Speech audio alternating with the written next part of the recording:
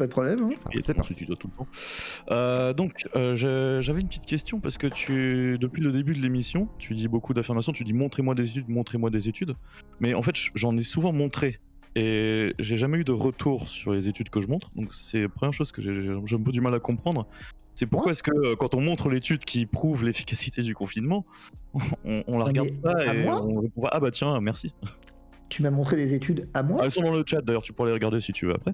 Mais en tout cas, je ne les ai pas montrées parce que je n'ai jamais pu intervenir directement comme ça parce que je t'ai eu une seule fois en face, mais malheureusement, c'était chez Cyril Hanouna et c'était un peu le spectacle et la foire et j'ai pas pu vraiment intervenir. Mais je trouve que c'est dommage que quand tu demandes des choses, personne te présente la réponse. Ça fait raison. Moi j'y suis pour rien. Je viens de te les montrer. C'est vrai que là il y est pour rien. Là-dessus on peut. Attends. Elles ont été montrées sur les réseaux sociaux, donc je ne comprends pas pourquoi tu ne les as jamais vues parce que c'est pas si difficile à trouver. Non, alors parce que effectivement, d'abord, le cadre dans lequel j'intervenais. Moi je suis invité sur une question précise. À partir de là, j'arrive avec un certain nombre d'études. Je dis ok, balancez-moi effectivement les études qui viennent contredire. Tu remarqueras avec intérêt que Alexander sur un an de plateau, personne n'avait d'études à montrer. Je dis pas qu'elles n'existent pas. T'avais pas non plus nécessairement des flèches, mais... c'est pas moi qui les ai invités. Je te dis pas que je t'accuse pas, je te dis juste malheureusement. Mais en tout cas, ce que je trouve intéressant, c'est que dans ton discours et dans ce que tu fais finalement, tu me dis tu viens avec un paquet d'études. Parfois j'en vois qui sont très médiocres des études. Je voulais savoir quelle est ta capacité à juger, toi, de la validité d'une étude ou pas, et comment tu fais pour savoir qu'une étude vaut plus qu'une autre ou vaut mieux qu'une autre, ou comment tu fais le tri? En fait, le critère, il est relativement simple, il faut se poser la question différemment. C'est, au fond, tu m'expliques qu'une étude... C'est intéressant ce que tu dis. Tu me dis, par exemple, sur le confinement, tu as des études qui montrent que ça marche. Ouais. Et si moi, j'ai des études qui montrent que ça marche pas, qu'est-ce qu'on fait? Qu'est-ce qu'on privilégie? Exactement ça que je vois comme problème. Tu poses toujours ce problème en disant, et le public se dira, la vérité doit être au milieu. Or, c'est une erreur. Non, c'est pas une erreur. Ah non, c'est pas une erreur. Ah non, c'est pas une erreur. D'un côté comme de l'autre. Non, c'est pas une erreur. Comme il peut y avoir une étude exacte. Et c'est pour ça que je te pose la question. Oui, c'est vrai. Quelles compétences as-tu et comment fais-tu? Comment vérifies-tu? Alors, déjà, c'est simple. Je vais te dire, c'est simple. En fait, j'ai deux mecs qui bossent pour moi à temps plein, dont un, effectivement, qui est chargé de lire les études et de les sortir. Donc tu fais entièrement confiance à une tierce personne, tu n'es pas capable de le faire. Et toi, tu fais entièrement confiance à qui? À moi-même, parce que j'ai un docteur en biologie, donc évidemment. Et donc moi, effectivement, tu te fais entièrement confiance parce que tu es docteur en biologie, mais moi, tu sais pas quel est le profil de celui à qui je demande de lire les études, pourtant je devrais pas lui faire confiance. C'est à toi que je devrais faire confiance en fait. Non, justement, je voulais savoir comment tu fonctionnais. Donc, pourquoi mais c'est intéressant parce que... Non mais je te retourne l'argument. Non mais tu vois bien que je te retourne... Attends. Non mais je te retourne exactement l'argument. Parce que l'argument d'autorité qui consiste à dire je suis docteur en biologie... Parce que on va essayer de poser le débat. C'est un débat... Mais oui, mais je t'ai répondu en disant effectivement que j'ai quelqu'un chez moi qui lit les études, j'en ai même deux. Attends, je termine. Laisse finir Fabrice du coup avant, parce que j'ai deux personnes qui lisent les études et qui les analysent. D'accord, très bien. Je dis, voilà les études effectivement qui sont celles-ci. Ce que tu dis, c'est, mais donc tu leur fais entièrement confiance. Je te pose la question, et toi, à qui fais-tu entièrement confiance? À moi-même. Le syllogisme, quoique imparfait, ici, c'est le reproche qui est fait. C'est juste de ne pas te faire confiance à toi-même, à toi. Parce que toi, tu as la vérité. Les miens n'ont pas la vérité, toi, tu l'as. Ok? Alexander. Tu viens exactement de le dire. Alexander, vas-y. Alexander, vas-y. Il est là. Non, il est là le drame. Je vois très bien qui tu es maintenant. Je viens de voir qui tu es. Mais il est là le drame. C'est qu'en fait, je vois très bien qui tu es. C'est en fait, il est là le drame. Le drame, c'est qu'en fait, le drame, il est là, c'est qu'il n'y a que vous qui existez, les mecs. Et que dès qu'on vous oppose une contradiction, eh ben vous avez la vérité, c'est ce que tu viens de dire. La vérité, elle est d'un côté ou de l'autre, mais en fait, c'est pas vrai. La vérité, elle est de ton côté. C'est exactement ce que tu viens de me dire. Tu viens de dire, mais toi, tu leur fais entièrement confiance. Moi, je suis docteur en biologie. Et qui te dit que le mien ne l'est pas ? Mais je ne t'ai pas dit que le tien ne l'était pas, je te demandais comment tu faisais. Et je t'ai répondu, et tu m'as répondu. Je t'ai exactement répondu. C'est juste ça. Je t'ai exactement répondu. Et que m'as-tu répondu ? Raison ou qu'elle a tort. Je n'ai pas encore. Mais que m'as-tu répondu ? Tu m'as posé une question. On a la réponse là-dessus. Tu m'as posé une question qui consiste à dire. Non mais attends, tu m'as demandé si je lui faisais entièrement confiance. Quel est le sens de cette question ? Alors, le sens de cette question, c'est de savoir si tu te reposais uniquement sur les lectures de cette personne. ou si tu avais aussi, toi, si tu relisais ces articles toi-même, ou quand tu t'exprimes publiquement, finalement, est-ce que tu ne t'exprimes qu'à travers le travail de cette personne? Parce que si c'est le cas, et je te pose ma question, là et non pas à toi. Et toi, quand tu parles publiquement, tu parles en vertu de quoi? En vertu de quoi? En vertu du fait que j'ai un doctorat en biologie moléculaire. D'accord, ça tu l'as dit 2 fois, donc ça doit pas... Manifestement c'est important pour toi parce que tu l'as dit 2 fois. Voilà. Non, c'est pas nécessairement si important que ça. Ah bah c'est important, tu l'as dit 3 fois. Donc si tu dis des choses qui sont pas importantes 3 fois, combien de fois répètes-tu les choses importantes? C'est sa formation, quelque part. C'est tu l'as dit 3 fois. Donc ça y est, on a compris que tu es docteur en biologie moléculaire. Après, grâce à ce docteur, non mais je vais mettre un contexte. Si tu me coupes à chaque fois, en fait, je peux pas développer une idée, c'est pas très poli. Vas-y, Alexander. En fait, je veux juste développer une idée. On va laisser finir Alexander, comme ça permettra de comprendre. J'ai fait un doctorat en biologie moléculaire. D'accord, 4 fois. Ouais, je le répéterai autant de fois qu'il le faudra parce que. Oui, c'est important de le répéter parce qu'effectivement. Non, on va pas le répéter. En tout cas, l'idée c'est que. J'ai fait ces études, je vais pas le dire. J'ai fait ces études dans un contexte où la présidente d'université, d'accord, que j'ai combattue ensuite, a eu une publication scientifique rétractée ultérieurement. Sauf que j'étais au courant, avant qu'elle soit rétractée, qu'il y avait des problèmes dessus. J'ai fait ces études dans un contexte où mon directeur de thèse me disait, quand tu lis une publi, tu ne lis pas, il m'a formé à lire ses publis, hein. Il m'a expliqué, fais gaffe, moi je suis pas un grand scientifique, hein. Je vais pas jouer de l'autorité. Il m'a dit, fais gaffe, quand tu lis une publi, il y a plein de conneries dans les publis, faut que tu lises de cette façon-là. Il m'a recommandé une manière de lire. Il m'a recommandé une manière de lire qui consiste à d'abord regarder les figures et à ne pas lire nécessairement, même pas l'introduction qui oriente parfois le sujet, mais de vraiment regarder ce qui a été fait et d'essayer d'en tirer les choses. De regarder les résultats et ensuite d'analyser et ensuite de regarder si ce que les auteurs disent est cohérent avec les expériences qu'ils ont faites, si on aurait fait d'autres expériences. Donc il y a plein de choses à faire en fait quand on lit une publication scientifique. Et j'ai été dégoûté à l'issue de mon doctorat par le monde scientifique et le nombre de fraudes et de la manière dont on publiait dans les journaux scientifiques. C'est-à-dire que certains connaissent l'éditeur et arrivent à publier une publication en connaissant l'éditeur. Ça c'est une vérité qui est constante. C'est-à-dire qu'il y a un vrai problème de fraude dans le milieu scientifique. Enfin de fraude, je sais pas, mais en tout cas de problèmes. Tout à fait, on est très d'accord sur ça. Moi, je voulais pas nécessairement polémiquer avec toi, je voulais déjà qu'on se mette d'accord sur certains éléments. C'est pour ça que je te sens un petit peu... Non, pas du tout.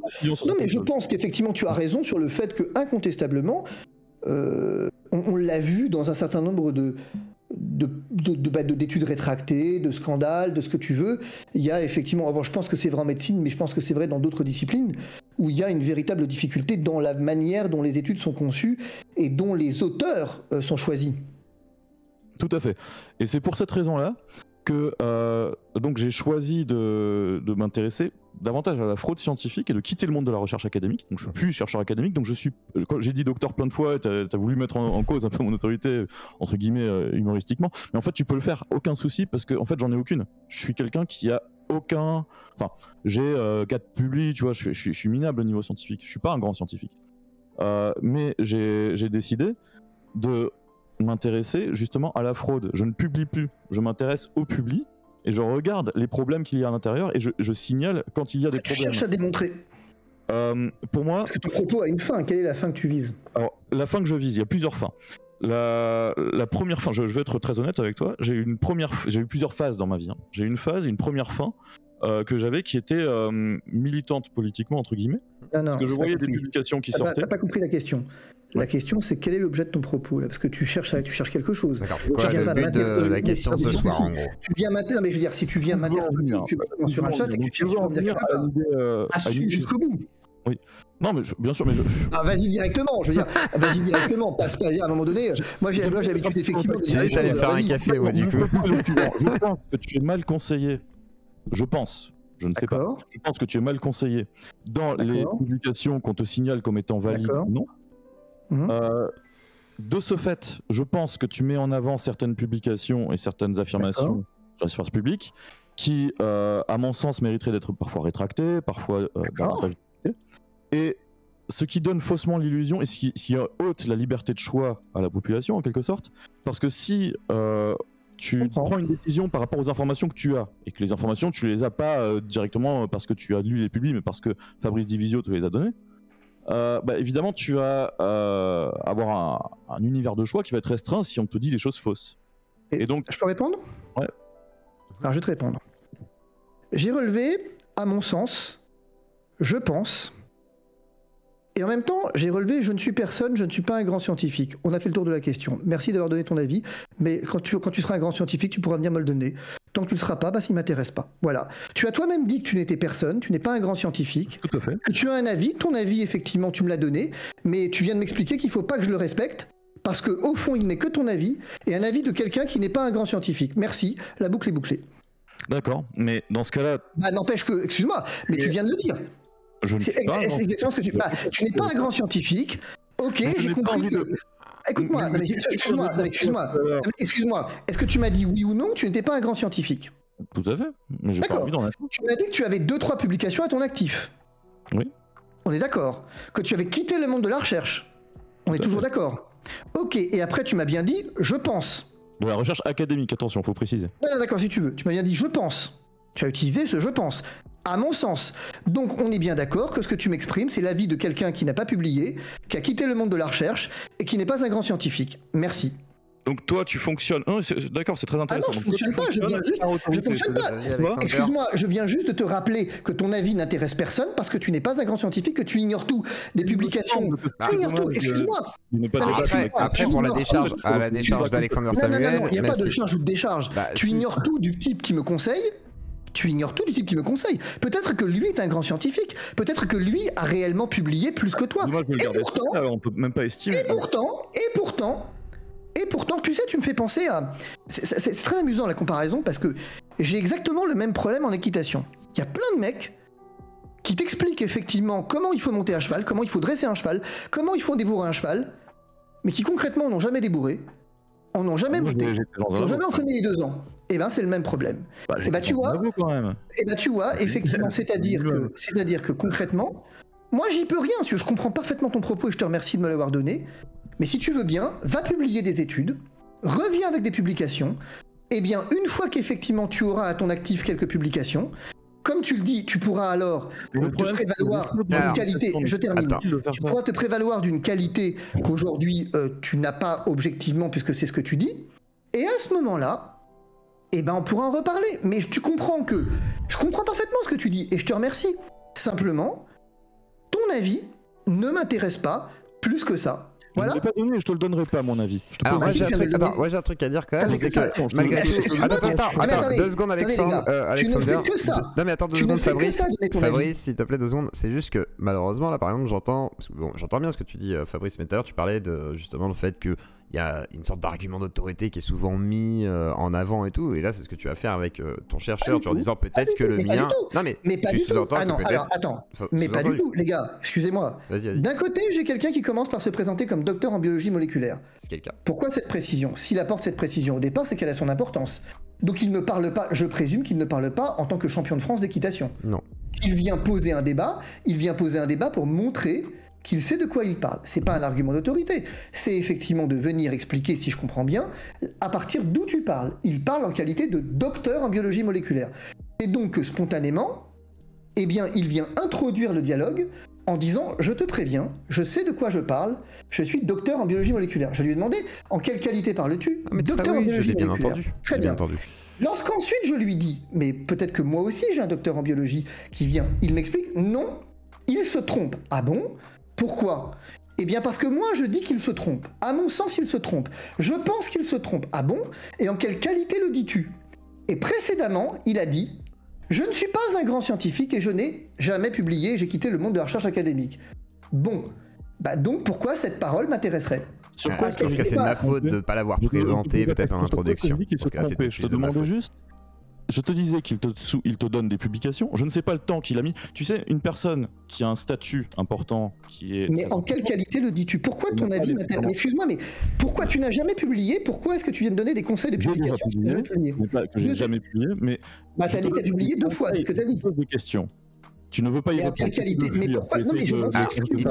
C'est pas le problème. Mais pas la rhétorique. Il peut malgré tout. Ah bah c'est dommage qu'elle t'intéresse pas la rhétorique parce que la rhétorique c'est l'art du dialogue. Tu seras toujours meilleur que moi, t'es avocat. Mais c'est pas ça mon enjeu. Mon enjeu c'est que les gens. L'enjeu c'est pas la vérité. De santé derrière à cause de la désinformation. C'est pas la vérité. Je pose une question. L'enjeu c'est pas la vérité. L'enjeu, il concerne la vérité. L'enjeu, c'est la vérité. Ah, c'est la vérité. Attends, laisse-le Alors, si c'est la répondre. vérité, la rhétorique t'intéresse. Laisse-le répondre quand même. Bah, déjà, ça commence mal. Ça commence mal parce que tu dis dans la même phrase. Je termine. Tu dis dans la même phrase que la rhétorique t'intéresse pas, mais que tu recherches la vérité. Donc, déjà, ça commence mal. Donc, mais t'es docteur en biologie moléculaire, pas en philosophie, donc on peut te pardonner. Continue. Vas-y, Alexander. C'est pas évident. Non, je sais pas, j'ai l'impression que là, on va prendre la tête. C'est pas constructif. Ah non, on prend pas la tête. On débat. Moi, je suis très à l'aise. On débat, y a pas de problème. Mais après, pour le laisser débattre, faudrait qu'il puisse quand même au moins étaler un minimum son raisonnement. Tu vois ce que je veux dire, Fabrice? C'est pas le problème. Étayer son raisonnement. Si, c'est le problème. Moi, c'est quand même le problème. Si tu veux, Alexander Samuel, je le connais. Faut arrêter les conneries. Il y a un antécédent en fait. Alexander Samuel, c'est quand même le type qui est capable de m'expliquer sur un plateau que concrètement, le scandale des opioïdes aux États-Unis, il fait un lien avec Raoult. Donc déjà, il y a un biais. Alexander Samuel vient pas à la recherche de la vérité. Est-ce que tu me rappelles le truc parce que tu Non. Je te promets que tu m'apprendras pas grand-chose sur le scandale des opioïdes pour le coup. Je l'ai plaidé. Tu m'apprendras pas grand-chose sur la question. Est-ce que tu connais le rôle de l'APS dans ce scandale? Je veux dire, écoute, donc tu vois effectivement, tu vois pourquoi il vient. C'est quoi l'APS? Tu vois exactement. Bien. Tu connais un élément. Tu vois, Alexander Samuel sous prétention de recherche de la vérité, et pas du tout pour rechercher la vérité. Il est là juste pour malpaguer publiquement et démontrer qu'effectivement mes études sont bidons parce que lui est meilleur que nous. Mais Alexander Samuel, tout le monde le connaît, il n'y a pas de problème pour ça. Tout le monde le connaît, Alexander Samuel. Il y a un vrai passif. Tout le monde connaît ses qualités et il est lui-même très honnête et je t'en remercie puisqu'il a dit je ne suis pas un grand scientifique. Au moins, je te remercie de ce point. Et il a dit je pense et à mon sens. Eh bien, moi, je pense et le à mon sens de quelqu'un qui n'est pas un grand scientifique, ça ne m'intéresse pas. Quelqu'un qui n'a pas publié et qui se permet de juger les publications des autres, c'est un peu comme les gens qui n'ont jamais débourré de cheval et qui se permettent de juger le débourrage que nous on fait. Bah tu vois, c'est la même chose. Va débourrer des chevaux. Tu ne fais que relayer. Tu ne fais aucun débourrage. Va débourrer des chevaux.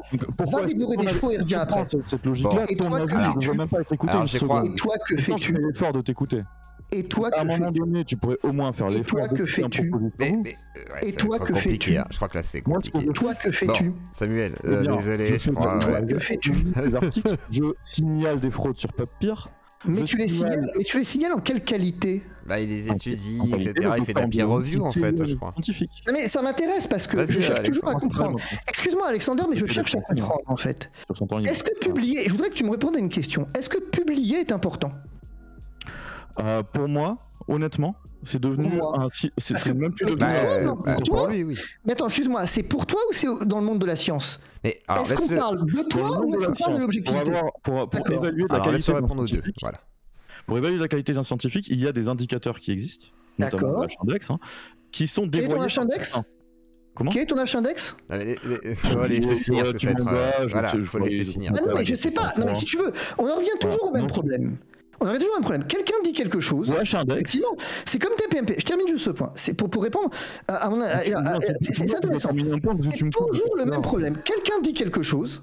Et quand tu l'interpelles sur ce qu'il dit, mais non, mais attends, laisse-moi parler. Mais tu as parlé. Tu as dit le H-index est important. Du coup, tu comprends. Non, j'ai pas parlé. Ouais, mais ça permet pas de développer la pensée de fond. Le H-index était important ou pas? T'as dit que le H-index était important ou pas? Alors, selon moi, non. Mais ça veut dire quoi selon toi? Mais je comprends pas. Est-ce que je peux terminer une phrase? Non. Vas-y. Pourquoi tu termines une phrase? Attends. Pour que tu je te propose. J'ai cette modestie de ne pas toujours affirmer que je détiens la vérité et de ne pas avoir un doxa que j'impose aux autres. Pour éviter de s'interrompre, ce je te propose, effectivement, c'est que tu me dises en quelle qualité tu parles. Est-ce que tu parles au nom de la science et de l'objectivité ou est-ce que tu parles en ton nom? Parce que j'ai pas compris ce point. En son nom? Je parle en mon nom. Ah d'accord, tu parles en ton nom. Et pour que tout le monde sache en quel nom tu parles, donc je vais te demander, donc je vais te reposer la question, est-ce que tu penses, toi, que publier est important? Je ne pense plus que publier est si important que ça dépend de la qualité des publications. Donc c'est extrêmement compliqué de faire le tri, on peut pas répondre oui ou non. D'accord, on peut pas répondre oui ou non. Pourtant, tu sais, ce qui se conçoit clairement s'énonce clairement. Parfois, répondre par oui ou non, c'est bien. Oui, mais malheureusement, il y a des gens qui publient dans des journaux des paper mills. Tu as entendu parler des paper mills? Tu sais ce que c'est? Oui, j'ai entendu parler, effectivement. Il y a des gens qui publient ils payent pour pouvoir publier n'importe quoi. Oui, je comprends. Donc il y a tellement du grand n'importe quoi partout que tu ne peux pas dire quelqu'un qui publie il est bon et quelqu'un qui publie pas il est mauvais, parce que tu ne peux pas savoir où il a publié. Ce qu'il a publié, ça dépend de la qualité de ce qu'il a publié. Et la qualité, elle s'évalue actuellement avec un H-index qui a un nombre de citations. Or, les scientifiques ont trouvé un moyen de hacker ça, certains, pas tous, ils s'autocitent. Donc c'est pour ça qu'il y a certaines références pour moi qui sont essentielles, qui sont For Better Science. Je sais pas si tu lis ce site. Est-ce que tu le lis? Je connais. Qui sont Science Integrity Digest et Respectful Insolence, qui sont 3 sites dédiés principalement à des scientifiques qui eux ont un H-index un peu plus important que le mien, qui sont, si tu n'y vas, quelle autorité va regarder ce que eux disent, mais qui ont également une grande activité justement de vérification des publications scientifiques. Et je trouve que c'est dommage de dévaloriser les personnes. Effectivement, c'est très connu, tous les scientifiques le disent très régulièrement, les personnes qui font rétracter des études n'en tirent aucune gloire. On ne publie rien quand on arrive à dénoncer des fraudes. On n'arrive pas à avoir une célébrité, sauf quelques rares stars, comme Elisabeth Bick qui est devenue une star de ce sujet. Mais il y a très peu de stars de la fraude scientifique qui dénoncent la fraude scientifique.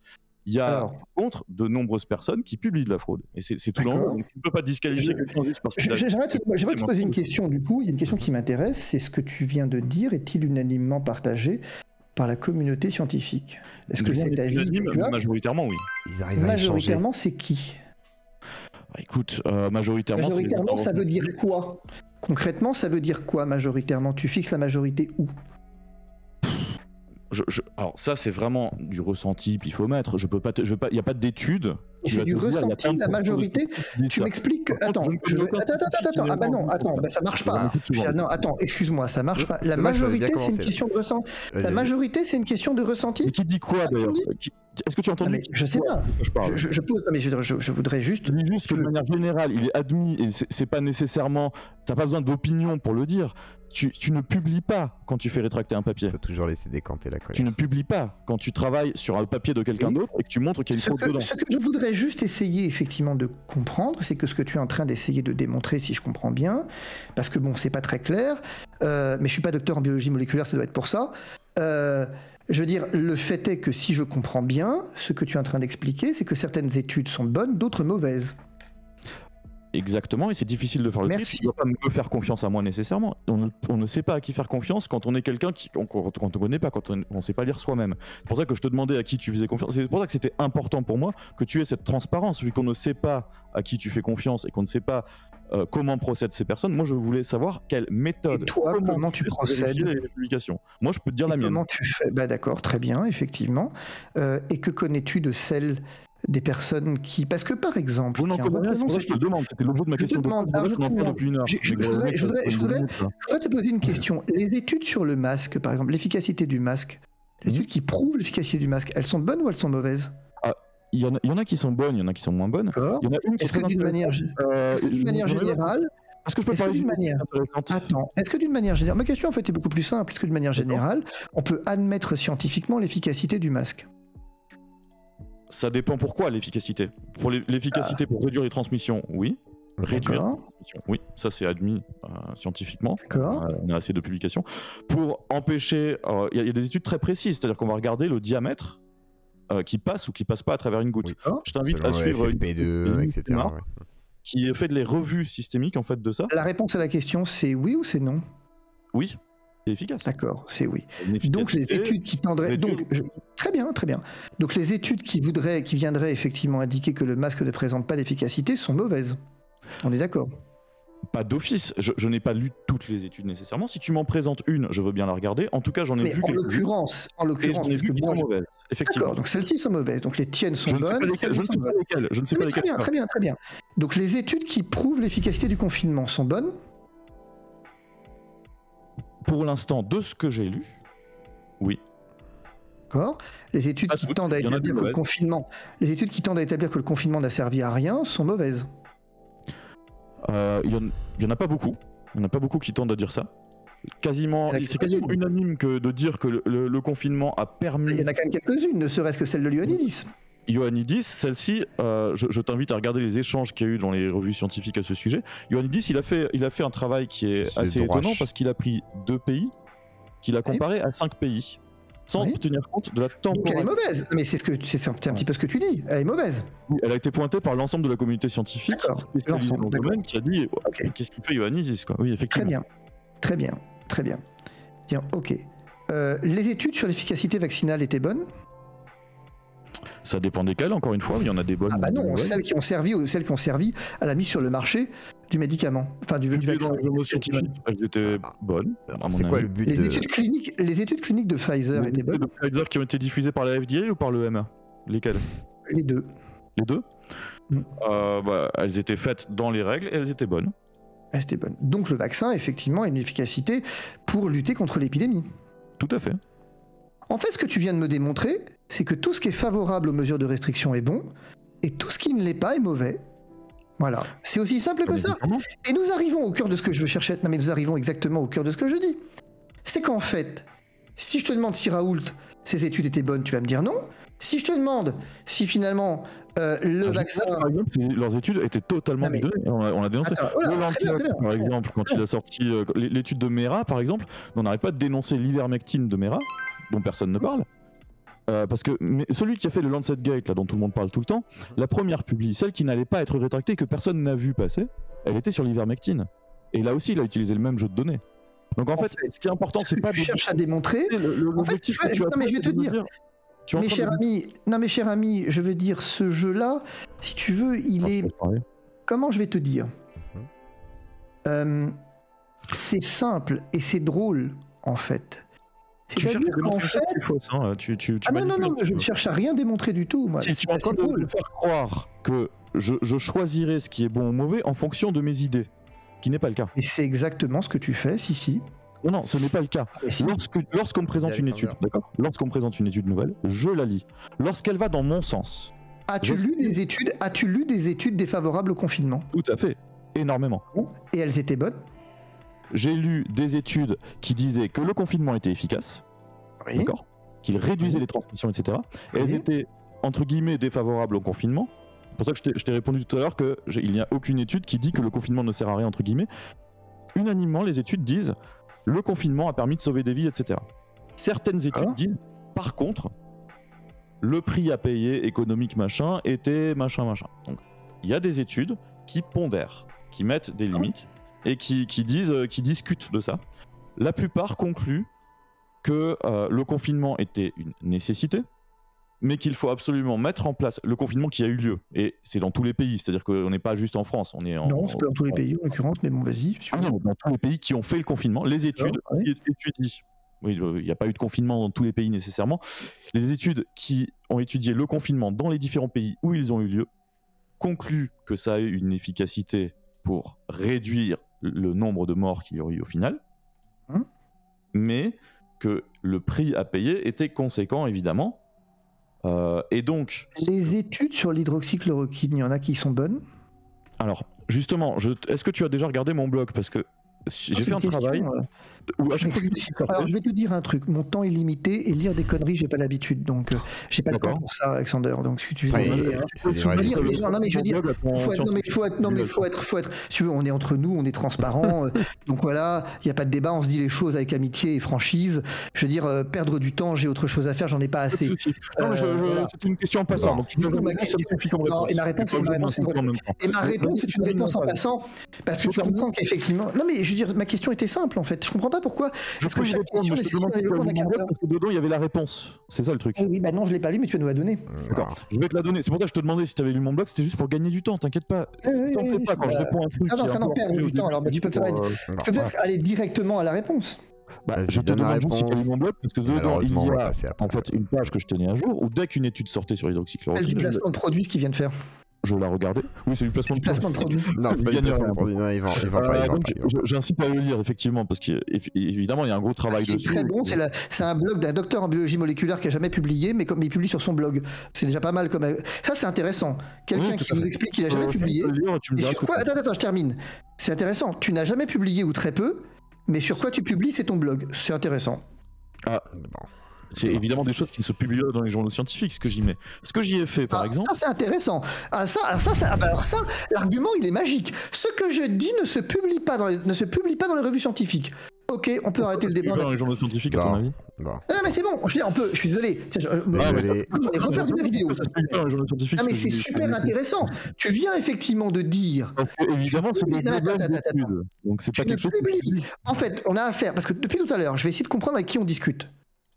On discute avec quelqu'un qui se fait juge de la communauté scientifique, qui a un doctorat en biologie moléculaire, et qui vient expliquer que bien sûr il n'a aucune prétention de vérité, mais que néanmoins, lui sait discerner les bonnes études des mauvaises, et que toutes celles qui vont dans le sens de mesures de restriction sont bonnes, les autres sont mauvaises. Premier élément. Deuxième élément, il explique que fondamentalement, il n'est pas un grand scientifique, mais néanmoins se permet de juger des gens comme Ioannidis par exemple, ou comme Raoult, mais peu importe. Je veux dire, mais c'est très amusant de faire ça si tu veux. Et on peut en débattre mille heures, on peut aller comme ça jusqu'au bout de la nuit. Parce qu'à la bout de la nuit, qu'est-ce qu'on retiendra à la fin de cette conversation? On retiendra le propos initial. Je ne suis pas un grand scientifique, ça s'appelle de la fausse humilité, parce qu'en réalité tu es persuadé d'être un énorme scientifique, pas gros, énorme comme tes chevilles. Deuxièmement, effectivement, j'observe que tu passes tout le temps à dire à mon sens, je pense, ce qui finalement n'est pas tu veux encore une fois de la fausse humilité qui n'est pas un réel avis humble comme tout le monde le penserait, c'est au contraire l'archétype de l'argumentorité parce que de la rhétorique tu ne fais que ça. Et enfin, dernier élément, il retiendra de manière objective, tout le monde retiendra de manière objective, que tu n'as rien publié. C'est tout. À partir de là, on a tout dit. Et que tu es le juge de ceux qui publient sans rien avoir publié. Eh bien, peut-être que s'agira-t-il d'abord de considérer que tu publies, tu te fais reviewer par les pairs.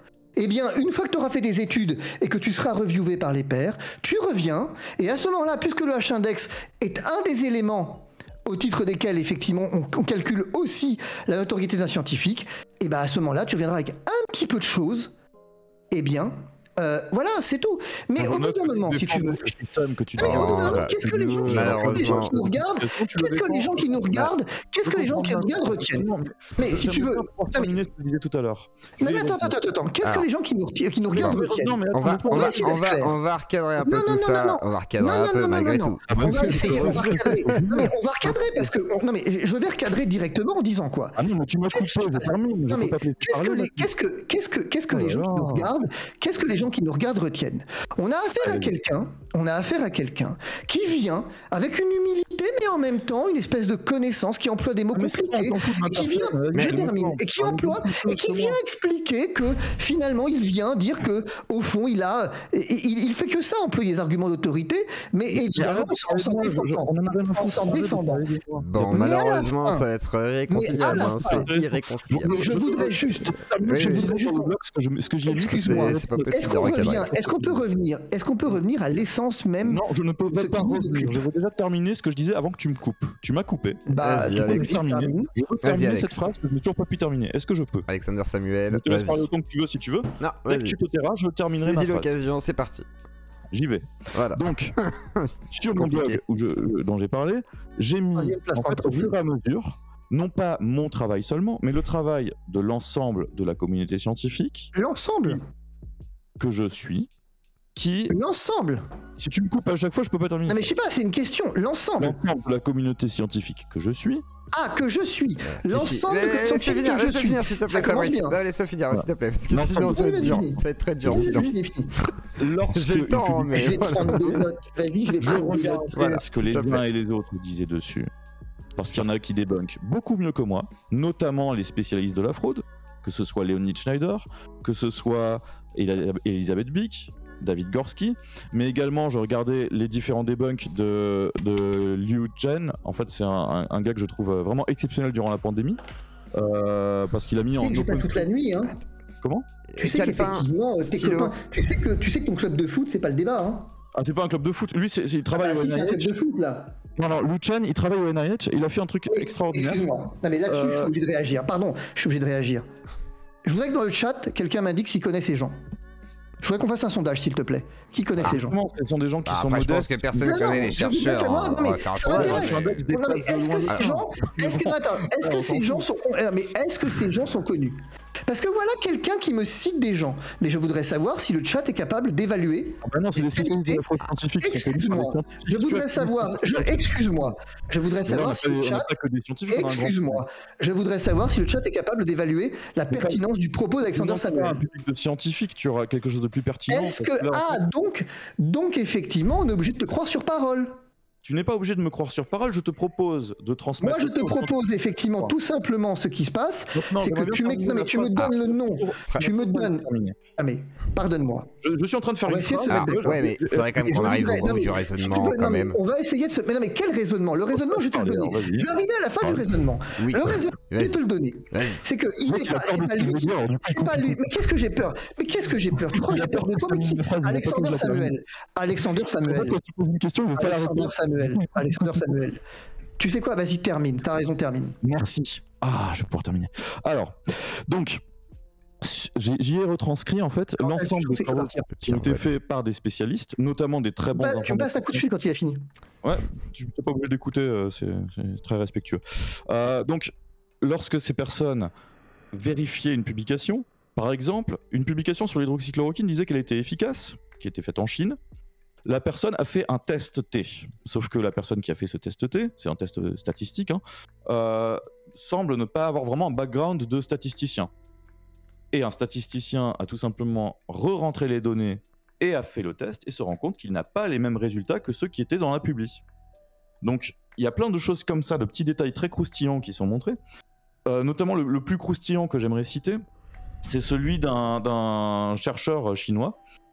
À 2h35, je m'en vais, je te préviens, je m'en vais, c'est tout. J'ai une famille, et que donc, effectivement, écouter un type venir me déballatérer des trucs sur lesquels personne ne peut rien vérifier, c'est juste... On va abandonner le débat. Parce que ce qu'il fait là, c'est pas un débat. Non, c'est pas un débat. Enfin, la discussion, quoi. La discussion, la base. Je pensais que c'était possible. Je pensais que c'était possible, mais je vois que c'est impossible, malheureusement. Je vois que c'est impossible. Quelle discussion? Vous avez quelqu'un qui vient effectivement commencer par compenser le fait qu'il ne sait rien en appelant... Excusez-moi. On a quelqu'un. À la fin de la fin, qu'est-ce qu'il fait? Il cite des noms. Il cite des noms. Des noms sur lesquels je n'ai absolument aucune, et toi non plus, tu n'as aucune qualité pour juger de leur pertinence. Point. Je veux dire, et que fondamentalement, qu'est-ce que tu veux qu'on dise? Il peut te balancer tous les noms qu'il veut. Qu'est-ce que tu veux qu'on réponde à ça? Qu'est-ce que tu veux qu'on réponde à ça? Moi, ce que je voulais, c'était qu'une discussion possible. Mais quelle discussion, Alexander Samuel? Arrête avec ça. Arrête avec ça. Je veux dire, ces coups-là, ils peuvent marcher. Je veux dire, peut-être face à Aberkan, mais pas face à moi. C'est-à-dire, ces coups-là. Je suis désolé. Je veux dire, tes techniques, on les connaît, mon chou. Tu parles de quoi, d'Alexander Samuel? À un moment donné, non mais arrête. Je veux dire, si tu veux, très concrètement, ce qui est en train de se passer, t'es en train de faire exactement, t'es en train de nommer le naming, t'es en train de nommer des gens et rien d'autre. Qu'est-ce que tu veux que je débatte avec toi?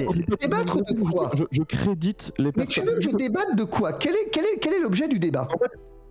Je trouve que l'objet du débat. Mais le problème, c'est que si tu me disqualifies moi parce que j'ai pas le Quel est l'objet du débat? Quand je prends des scientifiques qui ont le H avec ce qu'il faut, quel est l'objet du débat? À un moment donné, quel est l'objet du débat? De répondre à une question que tu m'as posée en fait. Tu m'as demandé si j'avais lu les études sur l'hydroxychloroquine, j'allais te dire non seulement je les ai lues. C'était pas ça l'objet du débat. Quel est l'objet du débat?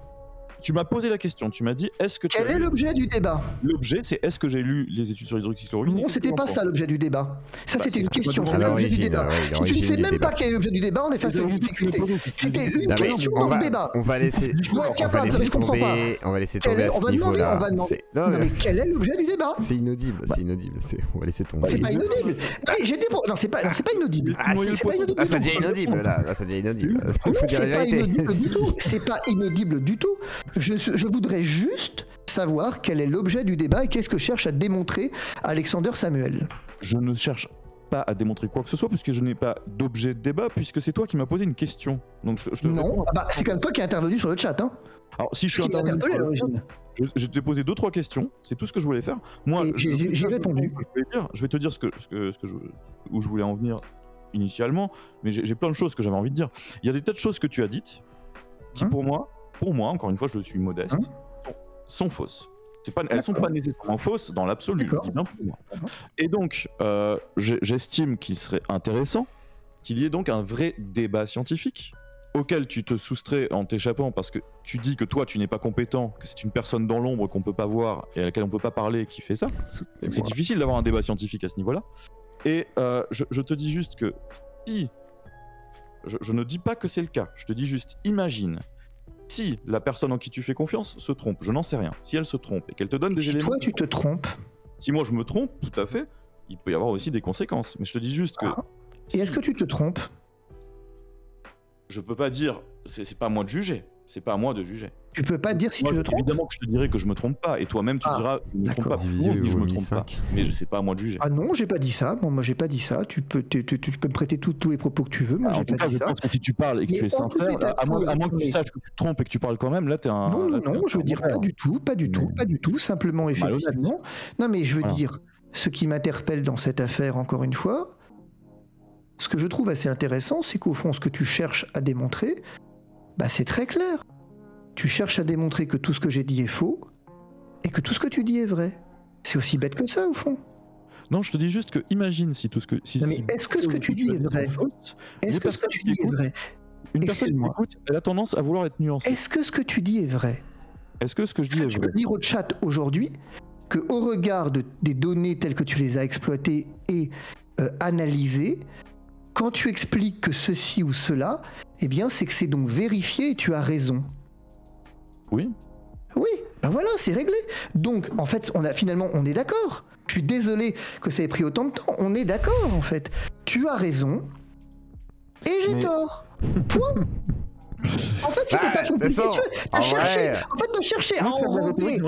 Excuse-moi, Alexander Samuel, mais t'as cherché à enrober de considérations scientifico-compliquées, ce que tu veux, une réalité simple. Tu as raison, j'ai tort. Voilà, c'est tout. Donc acte. C'est pas le but. On en prend acte. Merci de me l'avoir signalé. Autre chose ? Merci de me l'avoir signalé. Autre chose ? On va abandonner. Rien n'est arrivé. Tu as exposé un point de vue. Malheureusement. Tu as exposé le fait que j'avais tort. Excuse-moi. Tu as exposé le fait que, selon toi et tes copains, j'avais tort dans ce que je disais. Toi, tu n'as pas tort, tu ne dis rien. Tu ne fais que répéter les études de tes amis que tu ne... Non mais stop. Tu as effectivement dit, je comprends fort bien, tu as dit que tu es venu sur ce chat pour démontrer publiquement que ce que je racontais était faux et que j'étais dangereux. C'était ça que tu voulais dire. Non, ce que je voulais te dire... Tu ne penses pas que je suis dangereux ? Je pense qu'il y a des conséquences... Tu ne penses pas que je suis dangereux ? Mais tu vois, pourquoi tu ne veux pas répondre à ma question ? Il y a des conséquences à ce que je suis dangereux. Qui peuvent mettre en péril la santé publique, effectivement. Ah, donc je suis dangereux. C'est compliqué. Il y a un risque pour la santé publique, effectivement. Ah voilà, donc je suis dangereux. S'il y a un risque, je suis dangereux. Donc très concrètement, si je comprends bien, ce que tu es venu sur le chat, c'est user de ton doctorat en biologie moléculaire pour expliquer que l'avocat que je suis n'a pas qualité pour étudier les études, précisément, et qu'il se réfère à des gens dans l'ombre qui, effectivement, dont on ignore tout, et tu es venu juste essayer de discréditer le propos qui est le mien et de discréditer les thèses, appelons ça comme ça, comme tu veux, qui ont été les miennes durant ce Covid. Mais c'était pas la peine de venir sur un chat pour le dire, Alexander Samuel. En fait, mais tout le monde le sait. Dans la bouche que je n'ai pas eu, mais tout le monde le sait que tu penses que je... Mais enfin, mais tout le monde le sait que tu penses que je suis dangereux. C'est possible que moi j'explique quelque chose, parce qu'en fait, tu... Je crois que c'est pas possible. Honnêtement, je pense que c'est pas possible. Je pense que c'est pas possible. Non, excuse-moi, moi je suis venu, effectivement. Moi je suis certainement pas venu. Je suis pas venu pour refaire le monde avec Alexander Samuel. J'entends bien. Moi, je veux dire, je suis pas venu pour faire ici un débat. Je suis pas venu ici pour faire un débat scientifique. J'ai entendu effectivement ce que dit Alexander Samuel sur le fait que j'ai tort et que lui est vertueux et qu'il y a la vertus et les vices. Que les gens qui travaillent pour moi sont des vicieux et lui un vertueux, je l'ai entendu, mais ça je le savais déjà. Je vais te résumer la pensée de Alexander Samuel. Perron est un charlatan, Raoult est dangereux, Alexandre Orion-Code, n'en parlons même pas, que Fouché est un illuminé, et que finalement Bic est génial, que Flao est un type extraordinaire. Voilà, on a compris, c'est tout. Et il va te dire non, c'est pas ce que j'ai voulu dire. Arrête de le mettre sur les personnes, c'est pas ça le problème. Moi, bon, Alexander Samuel, je vais te laisser là, je vais vous laisser là parce que j'ai une vie de famille. Non mais j'ai une vie de famille, vous m'excusez, Fabrice, merci beaucoup. Mais je veux dire, excuse-moi Alexander Samuel, mais de ce qu'on retiendra quand même de ton propos, c'est que tu connais la beuve? Tu connais l'histoire de la grenouille et du crapaud et du bœuf, la grenouille et le bœuf? la fable du grenouiller bœuf, eh bien c'est exactement ça. Tu as commencé ton propos introductif en disant je ne suis personne, eh bien tu me permettras de le conclure en disant tu n'es personne. Mais que pour quelqu'un qui n'est personne, eh bien la particularité c'est que tu es exactement celui qui ne sait rien mais qui dira tout. Eh bien je te remercie d'avoir commencé par dire que tu ne savais rien. Parce que la vérité, c'est qu'on retiendra de cette affaire que tu ne publies pas, que tu as un doctorat en biologie moléculaire que tu n'as jamais publié dans quoi que ce soit, que tu as un index qui n'existe pas, soyons bien clairs, qui n'existe pas, que tu n'arrives qu'en termes de H-index, tu parles effectivement de Raoul, de Ioannidis, de qui tu veux, qui sont des stars mondiales, et quand ça te pose un problème, tu dis que ça ne veut rien dire. Je termine. Excuse-moi, comme c'est moi qui suis invité, j'aurai le dernier mot. Donc, tu vois, j'aurai le dernier mot dans cette affaire. Tu peux faire ce que tu veux, tu auras le dernier mot. Vas-y, Vous n'avez Fabrice. pas laissé parler. Non mais s'il vous plaît, merci. Laissez finir mais à malgré la fin tout. de la fin, à la fin de la fin, Alexander Samuel, c'est juste une grenouille qui se prend pour un bœuf. Rien d'autre, en fait. C'est tout. Et que tout ce qui ne vient pas d'Alexander Samuel et son équipe de foot, eh bien, ne vaut rien. Eh bien, ça, mon ami, c'est certainement pas de la science, mais crois-moi, c'est de la philosophie, ça s'appelle de l'orgueil, de la vanité. Rien d'autre. Parce que Alexander Samuel, sous prétexte de humilité, en fait, ce qu'il est, c'est un vaniteux. C'est tout. Que, en l'occurrence, il vient citer des noms en expliquant que ces noms font forcément autorité, alors que fondamentalement, nous n'avons aucune qualité pour en juger.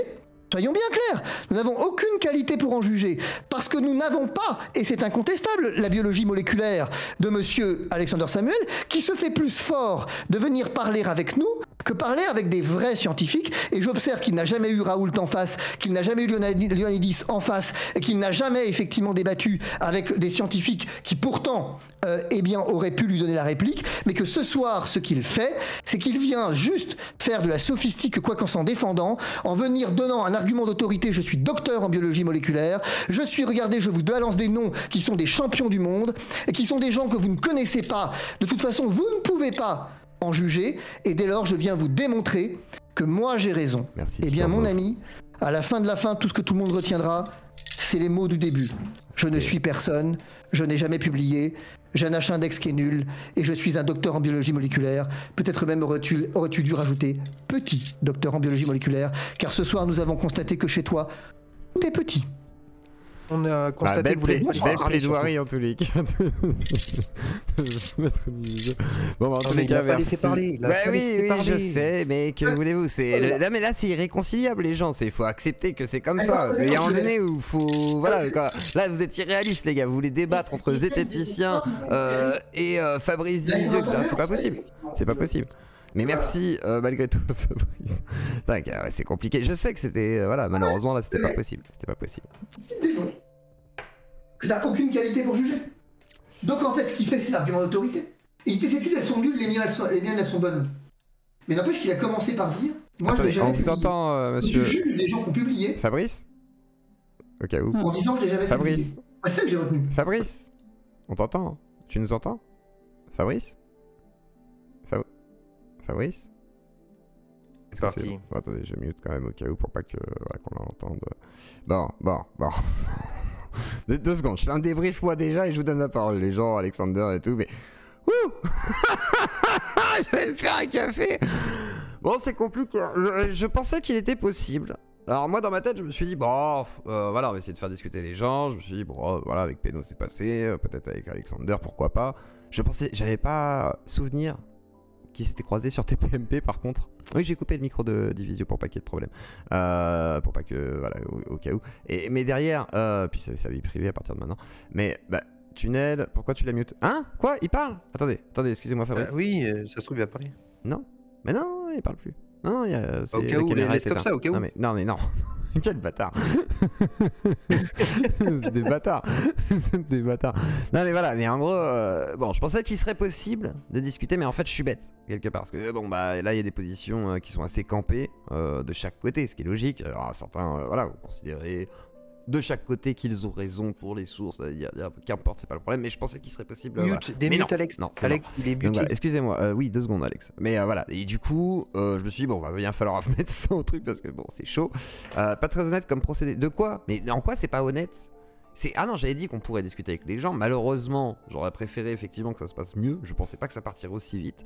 Et je savais pas qu'ils se connaissaient d'avant, en fait. Ça, je l'avais pas en tête. En fait, c'est surtout qu'ils laissent pas parler, quoi. Ah oui, c'est ça. Il y a aussi ça. Il y a aussi ça, mais malheureusement, c'est vrai que là, c'est compliqué. Et je vois pas. Voilà. Mais ben, après. J'étais obligé de faire un peu parce que sinon après, je parlais à la base, pas, il venait quand même pour une interview. Donc j'avoue que, effectivement, voilà.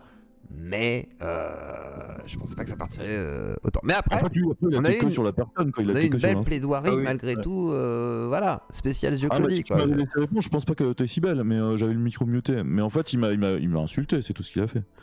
Oui. Malheureusement, je ne sais pas. En fait, il avait rien d'autre que de l'insulte à la bouche. Mais ce qui est intéressant, c'est que, je veux dire, il a été coincé sur une chose, c'est qu'il cache ses sources, il les cache, on sait pas ce que c'est, on doit leur faire confiance. Moi, je retiens ça quand même de lui. Hein.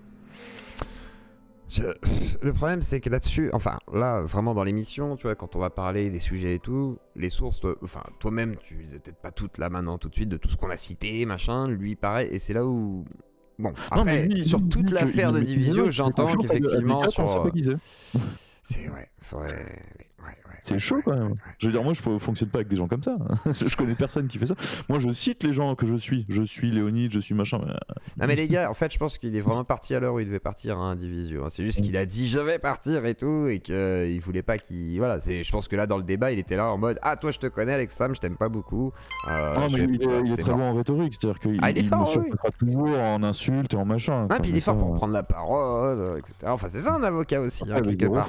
C'est ça. En fait ce que je voulais dire, j'aimerais bien le dire ici en off, mais ce que je voulais dire. On n'est pas en off, hein, au cas où. On est encore en on. Ah bah c'est top. Bah oui. Je peux au moins dire ce que je voulais dire. Ah mais tu croyais qu'on était en off là, mais non. Moi je croyais qu'on était en off, mais c'est pas grave. Je peux au moins dire ce que je voulais dire. Ah non, je suis honnête quand même. Mais... Je voulais dire que quand on apporte une sorte de contradiction entre une personne qui raconte n'importe quoi et une personne qui dit des choses vraies, quelqu'un qui n'est pas apte à juger, quelqu'un qui n'a pas les outils intellectuels pour juger, qui peut pas savoir qui a raison, spontanément, il va mettre le curseur au milieu.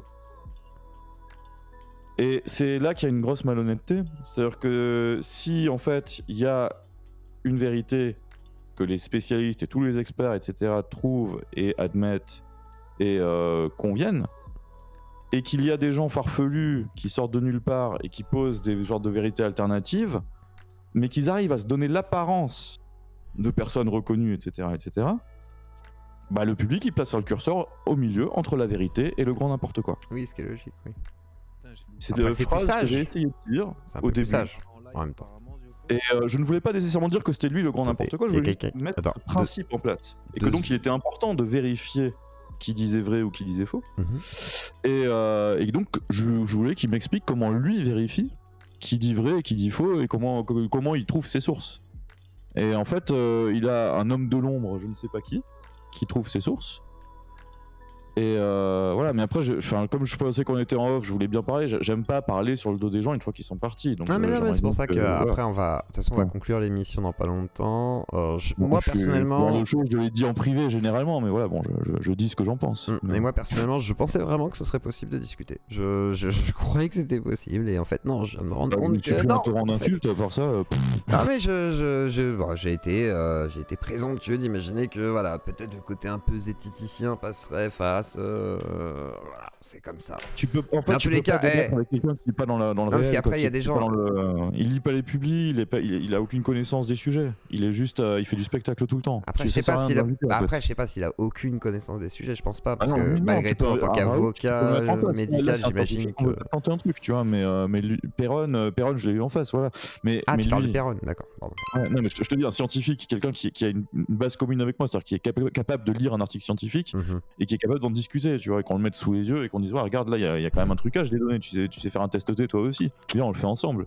Non mais là Divisio il saura jamais faire le moindre test statistique de la moindre étude, il pourra jamais vérifier si ce que je dis moi ou ce que dit son gars. Il emploie quelqu'un pour ça, bah après c'est bon. Attends, alors juste un truc, je regarde un truc. Il y a Peno qui est là aussi. Tu voulais dire quelque chose, Peno, qui arrive après la guerre et tout. Ouais, je suis arrivé après le drama en live. Ouais, ah c'est parti en couille. Malheureusement, je suis triste. Mais ça ferait une belle capsule. Mais en fait, ça apprend beaucoup de choses de faire un débat comme ça. Hein. Je te laisse monter ton son d'ailleurs, Peno. Mais oui, je pense que un débat comme ça, c'est intéressant. J'ai appris que les gens pouvaient en fait. C'est mieux là. Ne pas te Ouais, laisser c'est mieux, développer c'est une idée, couper pour que tu puisses jamais dire ta phrase en entier, tu vois. Et t'es là, tu fais putain, je voulais dire un autre truc, et après ils te mettent un truc dans la bouche que t'as pas dit. Et ensuite, ils se servent de tout ce que tu as pu dire à droite et à gauche et ils essaient de le combiner pour t'attaquer, tu vois. Enfin, c'est complètement ouf. Mais ouais, je suis pas très bon à ça, moi. C'est malheureux. Mais en même temps, ça me rappelle les vieux débats, tu vois. J'aurais aimé plus de vigueur de ton côté, ça aurait fait un truc incroyable, tu sais, genre avec des insultes et tout, ça aurait été. Je suis pas quelqu'un qui insulte et qui fait de la vigueur. C'est dommage. Non, je rigole, je ne veux pas des insultes. C'est pour ça que j'ai essayé de calmer un peu, mais bon, je voyais que c'était impossible de. Enfin, là, tu peux pas tempérer. Mais non, mais en fait, je vois que c'est pas réconciliable, quoi. Il y a vraiment. Mais bon. Péno. Bah, c'est surtout qu'il sert à rien, quoi. Enfin, je veux dire, je comprends même pas qu'il ait une visibilité, mec. Bah non, oh. Dis donc. Bah, il sert pas à grand chose, on est d'accord. On se calme. Ah ouais, t'as décidé de clasher là, c'est fini là. Non mais il faut mettre en avant le gars qui est sa source. C'est lui que je veux voir, moi. Bah ouais, bah demande-lui. Écoutez, monsieur, excusez-moi, j'aimerais bien avoir qui fait vos sources. Alors Péno, qu'est-ce que t'as pensé de tout ça? Est-ce que t'as entendu le clash? Malheureux. Je suis arrivé à la. Tu m'entends bien là? Ouais, on t'entend. Très bien. Je suis arrivé à la moitié du clash, donc malheureusement j'ai pas tout compris. Et puis de toute façon, d'un point de vue médical, j'y connais absolument que dalle, donc j'aurais rien eu à dire. Mais bon, apparemment c'est parti en couille. Ouais, malheureusement, je suis un peu triste. Mais j'ai l'impression que Divisio, bon je lui ai pas dit, mais si on l'invite à TPMP, c'est justement parce qu'il est sanguin et on a envie qu'il parte dans tous ses états. Donc c'est. Non mais il le sait lui-même, je pense. J'ai l'impression qu'il jouait avec ça au début, il hésitait et puis il s'est lâché au bout d'un moment, j'ai l'impression. Mais il est génial ce gars-là en fait. Moi je l'ai trouvé sympa en tout cas. On peut parler de tout et de rien et c'est cool. Bah, sauf si t'as Alexander Samuel parce qu'ils se connaissent un peu quoi. C'est ça. Oui, apparemment. C'est juste ça en fait. Très sympa sur le coup. Enfin, je sais pas ce. Non, non mais au début ça allait, hein, les quelques premières secondes après. Il y a Primum. Quand il a comment tu vas Zioclo? Parce qu'on me demande jamais comment tu vas toi. Ça va tranquillement, merci, ça va là, c'est la période. Après là j'avoue, les finances vont un peu moins bien en ce moment, parce que mes mécènes et tout, certains m'ont quitté, mais sinon ça va, la vie est tranquille, là je fais mes émissions, c'est un peu... en ce moment ça va, là la preuve, ça va dans tous les sens, mais je suis content, ça va. Mais c'est cool, t'arrives à avoir beaucoup de monde en tout cas, enfin, t'as du bon monde qui passe sur tes lives, c'est intéressant, c'est cool. Ça commence à être intéressant, et puis on verra au fur et à mesure du temps justement, j'aimerais bien faire des nouveaux trucs, proposer des nouveaux concepts ou des trucs comme ça, peut-être des micro-trottoirs et après vendre des formations, genre la garde rapprochée, exactement, voilà, c'est un truc comme ça, donc voilà. Intéressant. Et je vais bientôt faire un petit live sur ma chaîne là, parce que suite à la FAQ que j'ai fait récemment, il y en a beaucoup qui m'ont demandé en message privé que je refasse des lives, donc je vais bientôt en refaire un et tu seras invité mec. Avec grand plaisir, tu m'avais proposé, ouais, avec grand plaisir, ce sera cool. Bah tu me diras exactement la date, tu me dis tout ça et puis on fait ça avec grand plaisir, ce sera très cool. Ça marche, cool. Et ça te dirait d'animer le live aussi ou pas? Avec plaisir, ouais. Nickel, nickel, cool. Chill. Allez, avec grand plaisir. C'est parfait. C'est 15 000 euros par chez Péno. 15 000 euros. Alors, je t'envoie un RIB et je te laisse me virer ça sur mon compte en banque. Je serais très content. Effectivement, si c'est payé 15 000 euros, moi je suis chaud. J'aimerais bien prendre la parole. Oui. Il y a Primum. Alors, attends. Il y a primeur à Primum. Vu que toi, t'es un mécène qui m'a abandonné lâchement, Subman, et ensuite t'as la parole. D'accord. Primum. Ça va clasher là. Je suis grillé. Hein. Je suis grillé dans la sphère complotiste. Je suis baisé. Primum. Ah merde, faut que je le... Attendez, vas-y, je le démute, remute. Primum. Oh, beau gosse. Allô? Oui. Ouais, non mais en fait, je voulais juste écouter, en fait, je voulais pas parler. Ah merde, pardon, excuse-moi. D'accord, ok, la parole à Subman, tant pis. Fabrice me cassait les couilles, donc j'ai arrêté d'écouter. Ah, à ce point-là, d'accord, ok. Oui, après... Du coup, t'es parti dans des chiottes et maintenant ton son résonne. Non, c'est parce que j'ai pas branché mon micro, donc c'est le micro de ma webcam et j'ai branché à l'arrache pour répondre, mais là je vais me remute, c'était juste que j'écoutais, je sais même pas où est-ce qu'on en est là. Là on en est au débriefing du clash vite fait et je donne un peu la parole aux gens qui vont demander la parole ce soir en mode radio libre. Hein. En principe on aurait dû avoir cette partie avec Monsieur Divisio, mais effectivement ça dure un petit peu longtemps et je pensais pas que ça... Je vous jure, hein, je pensais pas que ça dériverait autant. Après je voulais voir jusqu'où et je voyais qu'il était chaud, je me suis dit et après j'ai vu à la fin, il a dit non, laisse-moi finir. Et je me suis dit, il veut quand même faire sa plaidoirie. Et c'est pour ça que je me suis dit, c'est vraiment la plaidoirie là, on déconne plus quoi. Et il a fait la plaidoirie en condamnant à la fin, en disant voilà, le constat est là, Alexander, vous êtes 6. Ça, tu m'entends incroyable. Incroyable. Oui, on t'entend, Primum. Ouais, j'ai changé de micro, normalement c'est mieux. Ah, parfait. Mais t'as toujours quelque chose à dire ou pas du tout? Toujours? Non. De ce que j'ai entendu, je sais pas si Alexander est toujours là ou pas. Il est toujours là. Ouais, je suis toujours là, ouais. Ouais, je suis désolé, c'était ultra pénible à entendre. Hein, je veux dire, il est d'une mauvaise foi absolue.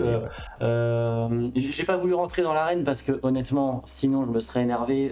Là, j'ai pas du tout les ressources pour rester calme. Hein, le dentiste. Hein, t'es un petit dentiste de campagne.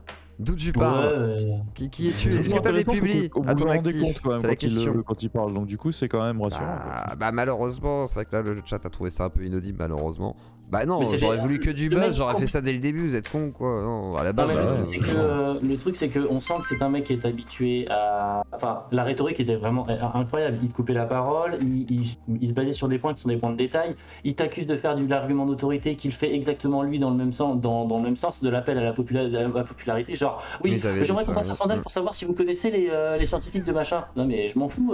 En fait, il y a eu deux sondages en fait. Il y a eu un sondage où les gens ont dit non, mais c'était logique parce que les chercheurs on connaît pas. Par contre, il y a un autre sondage sur Twitch, c'était genre est-ce que Alexander Samuel a raison, je sais plus quoi, et Alexander avait gagné sur ce sondage. Donc comme quoi, mais ça dépend. On s'en fout. Un sondage, c'est la mort de l'intelligence. C'est juste un sondage. C'est pour ça que j'ai juste. C'est comme quoi ça veut rien dire en fait. C'est voilà. Le truc. De questions, de réponses.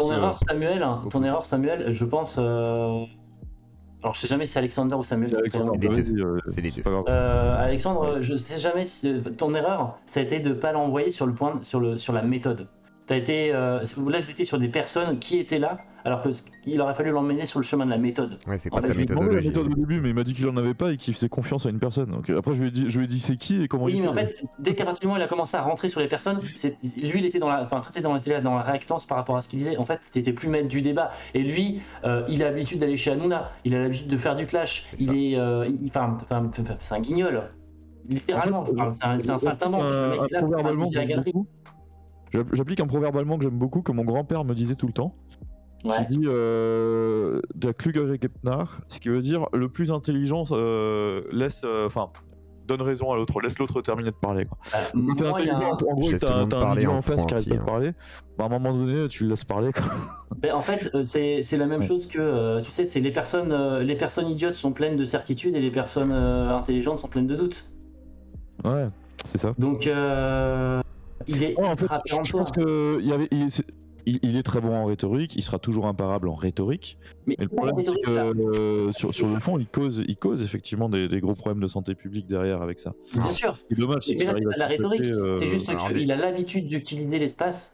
Il a l'habitude d'utiliser l'espace de parole. C'est absolument pas de la. Enfin, c'est un professionnel. C'est de la rhétorique, mais. Les gars, attendez 2 secondes. On va éviter de défoncer l'invité directement juste après, comme ça. Bon, allez. Moi, je sais pas, j'aime pas débriefer comme ça. Bah oui, c'est pour ça que je stoppe. C'est pour ça que je stoppe, justement. Donc moi, je me remets en mute et je ne fais que réécouter. J'étais là. Exactement. On va éviter le lynchage, façon de parler. Comment t'as fait, Zbioclo, pour le ramener ici, Fabrice? En fait, c'est son fils qui m'avait contacté. Parce que voilà, je sais pas, par rapport à des serveurs Discord et tout, des gens qui me connaissaient, etc. Tu connais ensemble au fur et à mesure. Non, même pas. Et du coup, au fur et à mesure, j'ai dit, bon bah ok, je relance. Et son fils m'a dit, ok, je contacte mon papa, vas-y. Et puis on a fait l'émission. Mais sauf que j'ai jamais parlé, moi, avec Divisio avant. Contrairement à Chouard, où j'ai eu le temps de discuter avec lui, etc. C'est dingue de se dire que t'es quand même à un maillon de Booba, en fait. Mais ouais, bientôt. Mais c'est pour ça, Booba, si tu nous regardes, voilà, un de ces quatre, l'interview confuse, t'inquiète. Je suis persuadé que c'est un énorme geek et qui ressemble et qui regarde beaucoup plus de trucs qu'on peut l'imaginer. Moi j'ai beaucoup de rappeurs en DM qui m'avouent à demi-mot qui pensent comme moi et qui ne peuvent pas le dire dans leur chanson pour pas froisser la communauté, mais je suis persuadé que Booba s'intéresse à tout. C'est ça, et puis il est clairement plus de droite maintenant que de gauche, Booba, on peut le dire. Il a assumé un peu plus ses positions. Les gauchistes capitalistes, ça se fait de plus en plus rare. Ouais. C'est ça, c'est exactement ça. Vivement B2O sur... Ouais mais attends, B2O c'est pas tout de suite les gars, j'ai même pas eu de place gratuite pour le concert, mais un de ces quatre, j'irai. Mais oui, non mais c'est intéressant d'inviter Divisio malgré tout, même si les gens vont dire c'est inutile, mais malgré tout, moi j'aurais voulu une discussion un peu plus ouverte. Mais bon, je suis un rêveur, que voulez-vous, je suis un utopiste, c'est comme ça. Some Mankind. Ouais, alors bon, moi je suis arrivé à la fin de l'engueulade parce que des fois j'ai autre chose de foutre de ma vie. Mais j'ai pas très bien compris. Non mais des obligations moi aussi. Mais en fait, ce que j'ai pas compris, c'est lui il est avocat, ok, il a sa diatribe, il a ses positions. En face, on a quelqu'un qui a d'autres positions. Mais la personne qui est en face, malgré tout son cursus universitaire, que ce soit en biologie moléculaire ou ce que tu veux, elle est dans son microcosme, c'est-à-dire elle voit ça sous le prisme de la biologie moléculaire sans forcément regarder l'impact que ça peut avoir, les risques psychosociaux, donc qui ne maîtrisent pas du tout non plus, les risques sociétaux, et je comprends pas pourquoi il reste dans son prisme uniquement de la biologie moléculaire. Alexander, tu veux que je te réponde? Ouais, vas-y, profite-en. Oui. Ouais. Alors, je reste pas que dans mon prisme de la biologie moléculaire. En fait, je lis même les papiers sur ces sujets-là. Alors, c'est très intéressant parce qu'il y a une déformation dans le discours public par rapport à ce qui se dit dans les études des gens qui étudient ça, les vrais chercheurs en psycho, les chercheurs en socio, etc. Les chercheurs en psycho et compagnie ont évalué l'impact du virus sur la société. C'est-à-dire qu'ils vont dire, dans les études, ils disent, le fait qu'il y ait un nouveau virus qui arrive, on a été obligé de confiner pour le gérer, parce que si on confinait pas, c'était la merde. Ils disent tout ça dans les papiers. Ils disent en gros que le confinement était nécessaire, qu'on n'avait pas le choix. Okay. Et ils évaluent ensuite les effets psychologiques de ça. Mais ils imputent tous ces effets psychologiques, etc. Évidemment, il y en a qui sont dus au confinement, mais ils sont un peu exagérés. Ils imputent la majorité des effets psychologiques au virus lui-même. Or, ce qui est intéressant, c'est qu'il y a tout un discours de gens qui exploitent, qui prennent ces publications-là. Marie-Estelle Dupont, par exemple, fait ça. Qui vont découper ces publis et vont sortir des phrases de leur contexte. C'est-à-dire que la publi entière, elle va dire tout ça. La publi entière, elle va dire il y a eu un impact psychologique majeur sur les gens. On va même l'évaluer, parfois avec des études et des trucs comme ça. Et va dire c'est à cause du virus. Calmez-vous. Et eux, ils vont sortir l'élément c'est à cause du virus, ils vont le dégager. Et ils vont dire c'est le confinement qui a fait ça. Et c'est là qu'il y a un petit problème ils sont totalement aveugles au fait que, oui, certes, le confinement a des conséquences psychologiques. Et il y a aussi un problème sociétal avec lequel j'en suis tout à fait conscient, que Divisio a évoqué tout à l'heure, qui est le problème de tout ce qui est surveillance, etc. etc. Il y a une acceptance plus élevée. En fait, il y a quelque chose qui est intéressant, c'est qu'une fois que ça a eu lieu une fois, l'acceptance de la population pour certaines mesures devient plus élevée. Donc effectivement, c'est un enjeu. Maintenant, de là à faire du climato-scepticisme, de là à dire qu'il n'y a pas de réchauffement climatique et que, en fait, c'est un prétexte pour nous fliquer, là, il y a une erreur qui tombe. Il y a effectivement un réchauffement climatique. Il y a effectivement un problème à gérer aussi. D'accord, est-ce qu'il est purement anthropique alors? Est-ce qu'il est purement anthropique? Je vais rebondir sur ce que tu dis, est-ce que le réchauffement climatique est purement anthropique pour toi? Purement anthropique. Thomas Sirix. Oui, purement causé par l'homme. Des bisous à Thomas Sirix. Pardon, vas-y. Ouais. Donc du coup, non, c'est parce que j'entendais pas acoustiquement. Désolé. Tu sais quoi, je vais me faire un café, je vous laisse discuter. Je vois que tout le monde est calme là.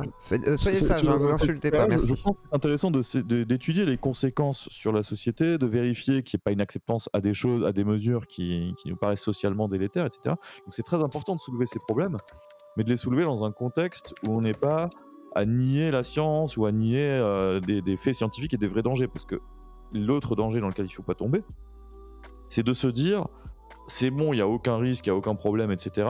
Du coup, YOLO, allons-y sans prendre la moindre mesure par rapport au réchauffement climatique. Je ne sais pas si tu vois l'autre écueil, c'est-à-dire qu'il y a un écueil majeur que je vois aussi, qui est celui de totalement ignorer un problème, de se bander les yeux et de foncer dans un mur, quoi. C'est vachement binaire comme vision, il n'y a pas que deux solutions.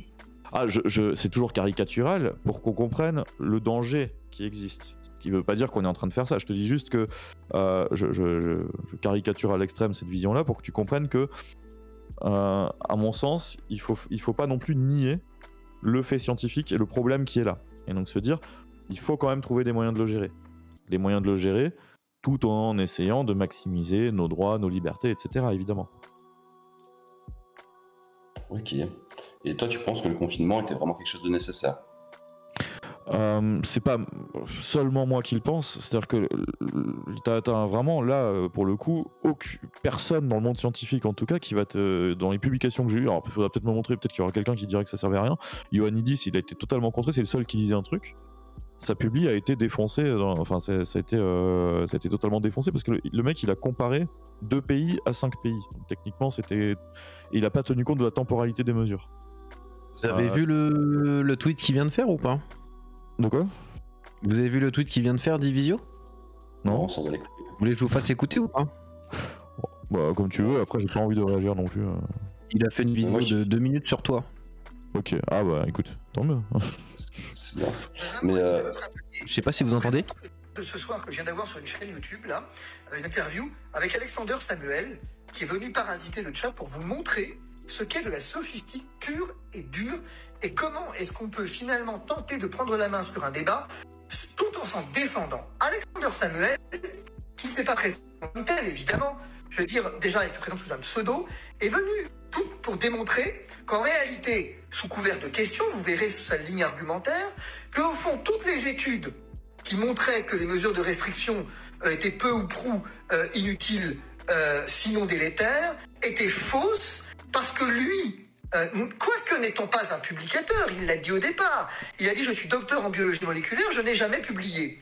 Et en fait, ce faisant, il a commis une erreur majeure dans le débat, puisque d'emblée, il a posé le fait qu'il n'était pas qualifié pour venir parler des études ainsi publiées. Tu n'es pas qualifié, quoi. Je ne suis pas cité. Notamment parce que, précisément, il n'avait jamais même publié. Mais comme il était face à une communauté de non-sachants, il a pu reprendre la main, tenter de reprendre la main, parce que face à moi, bon courage, pour effectivement lui montrer qu'en réalité, ça n'était pas ses arguments, mais ceux de la communauté scientifique qu'il a cités et que personne ne connaissait, puisqu'il était face à un public de non-sachants.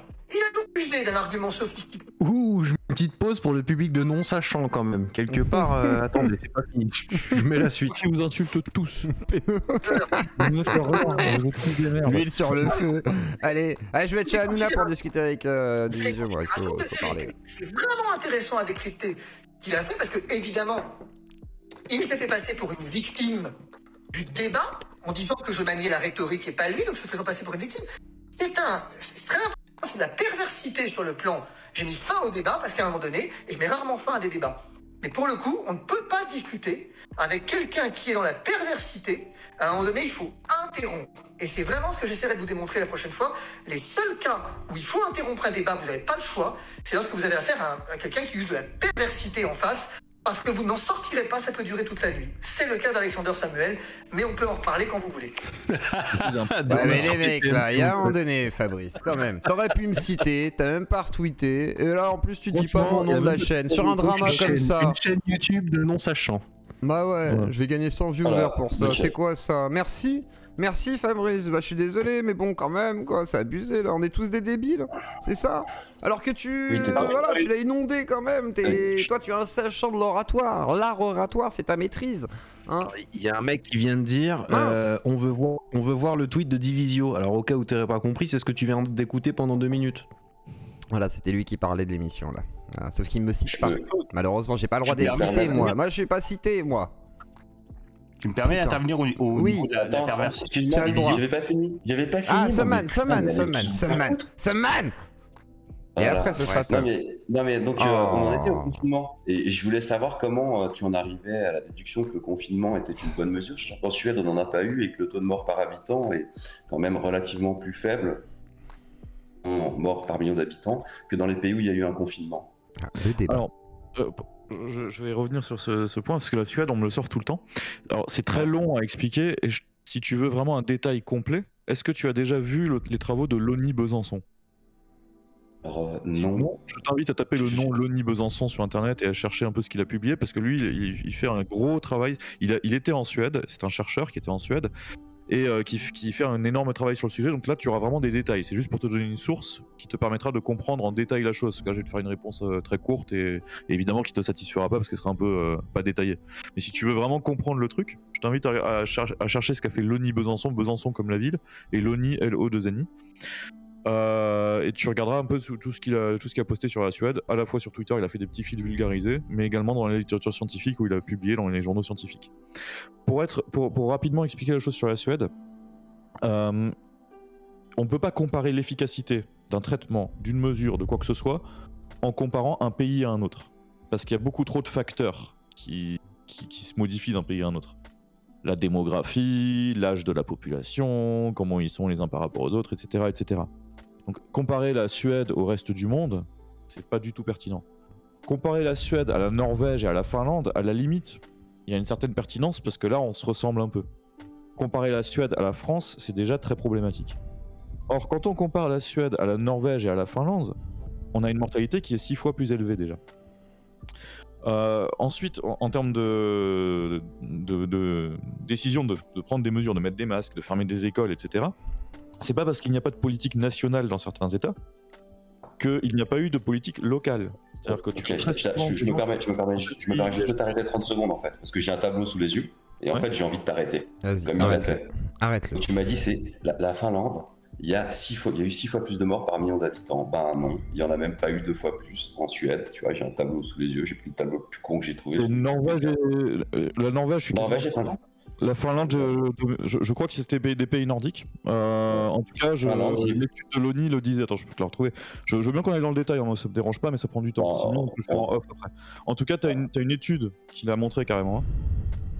Attends, moi j'ai des chiffres en fait, j'ai des chiffres avec les millions de morts, enfin les morts par million d'habitants. D'accord. Donc, tu les as pris où les chiffres et de quand? Je pense que ça doit être sur Wikipédia, donc ça doit être une étude assez sourcée quand même, si je dis pas de bêtises, donner de la ouais, Wikipédia généralement c'est fiable, mais après moi t'as World in Data qui est utilisé généralement, mais il faut rapporter par million d'habitants, faire des par là, justement sur ce tableau-là, c'est déjà reporté par million d'habitants, tu vois, et on en est à 1800 contre 1200 à peu près. Donc c'est un peu dommage de me dire il y en a 6 fois plus alors qu'en fait il y en a même pas 2 fois plus. C'est là où peut-être qu'en face il s'est énervé parce que c'est quelqu'un où il y a un moment quand ça bloque, il y a un moment c'est pas la peine de raconter n'importe quoi non plus quoi. Bah écoute, j'ai pas la source sur moi directement parce que là si tu m'as pris au dépourvu entre guillemets. Le 6 fois, je l'ai dit de mémoire par rapport à une publication que j'avais lue. Je ne sais plus ni la date de la publication, donc je peux pas te dire à quelle date ça a été fait. Mais je peux essayer de te la retrouver. Alors soit de deux choses l'une. Soit il y a un temps mort de 10 minutes et je pense que personne ne veut de ça. Et faut que je cherche la publication. Non mais t'inquiète, on va faire un truc, en attendant. Soit on y va en off, tu m'envoies un petit message sur le Discord et juste je te garde en mémoire et après une fois que ce sera fini je te retrouve l'étude et je te l'envoie. En tout cas il y a à un point, à un moment donné, quelque chose qui est sorti, qui a clairement montré que j'avais lu en détail, mais qui remonte, je l'ai lu il y a longtemps, qui montrait en détail qu'il y avait une mortalité en Suède beaucoup plus importante que chez les voisins, chez les pays qui étaient juste à côté. Alors, en plus, la Suède a eu des impacts économiques qui étaient majeurs également. Très bien. Très bien. Alors je vous laisserai en discuter en off, effectivement. On va regarder la capsule, parce qu'il y en a qui réclamaient de voir ce qui s'est passé avec Division. On va regarder vite fait. Et ensuite, je donnerai la parole à Tom Bombadil. Et après, voilà, comme ça